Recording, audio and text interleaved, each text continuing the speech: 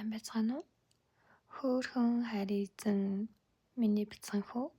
Өнөөдөр албаныхаа эхний өдөрт явж байна.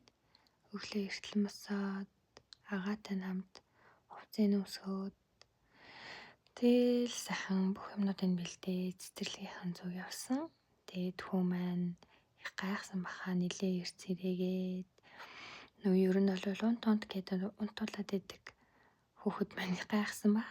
Ингээл агаатайгаа ээжтэйгээ цэцэрлэгийнхаа ахуй хэрэглээг аваад ээжийнхээ сурж исэн цэцэрлэг рүү алхсан. Тэгээ ердөө гэрийн хажууханд идэг байхгүй юу?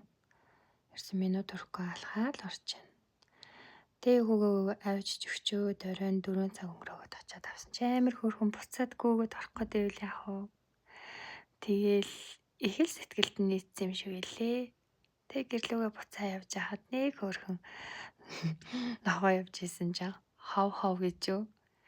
Амьдралтай танилцаал явж байгаа хөөмөн үнэхээр хөөрхөн цүнхүүрээд явж байгааг харахаа бүр хайр хүрээд ахаа нь хоёр нь хичээлдээ явцсан. Тэгээд ээжтэйгээ хоёлаа ингээ гэртээ харж байна. Айгөө хөрхөн одоо гэр нь хаанагаа илээ гэсэн чи мэдхгүйгээ мөрөө авчвал яах вэ? Бүр нэг цаанаасаа хайр хүргээд миний үе чинь сайн хүн болноо. Ээж нь хөөд хайртай. Эмээ өвөө ах их чинь сайн хүү ахгүй юу?